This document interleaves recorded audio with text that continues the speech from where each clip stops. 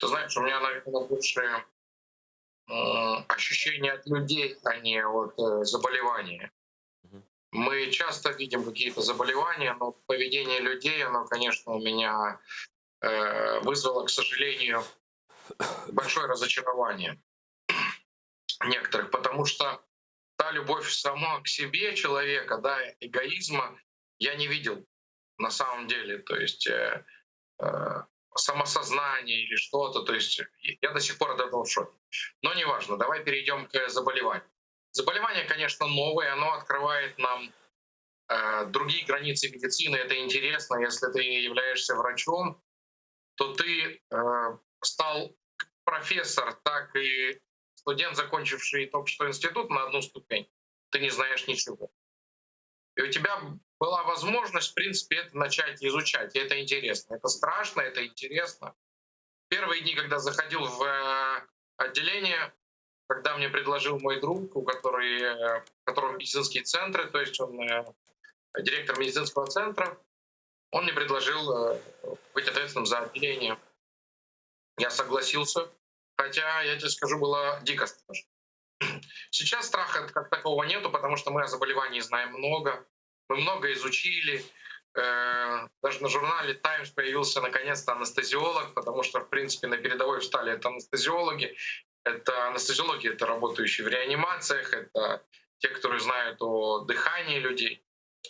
И, в принципе, наверное, самые люди с холодным характером, потому что это наша каждодневная работа.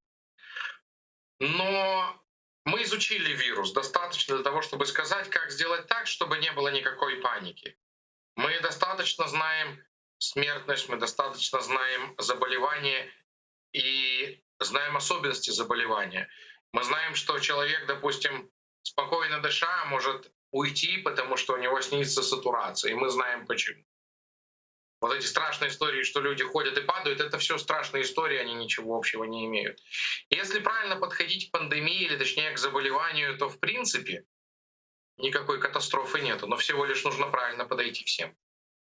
Вот Это пока в общих чертах. что ты имеешь в виду? Ну, давай я буду уточнять, потом, может быть, зрители позвонят. Вот вот эти споры, я тоже от них так устал. Маски не помогают только когда их две, маски не помогают вообще. Вон, посмотрите, врачей сколько заразилось.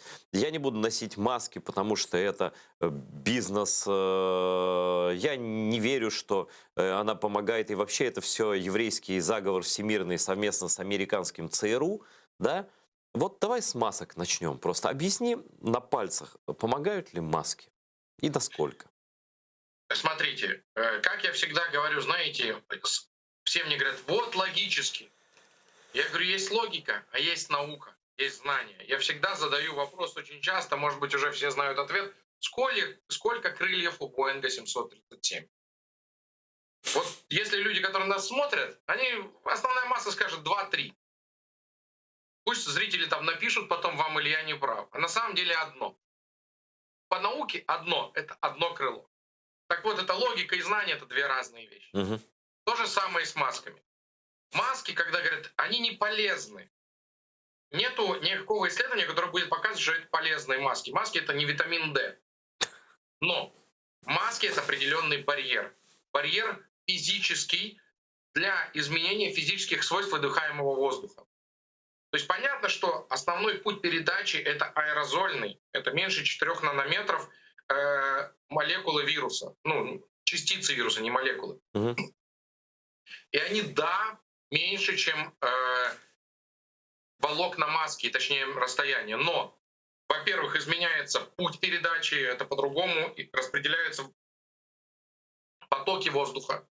Соответственно, это ограничение. И количество вируса, которое передается через маску, оно гораздо меньше. Дальше надо не забывать, что в воздухе, который человек выдыхает, есть влага, есть еще много других частиц, к которым присоединяются те же частицы вируса. Поэтому это большой барьер. Если на одном человеке исследование показало до 70% даже многоразовые маски. Многоразовые, которые стирать просто всего лишь нужно из-за изменений свойств физических выдыхаемых вдыхаемого воздуха.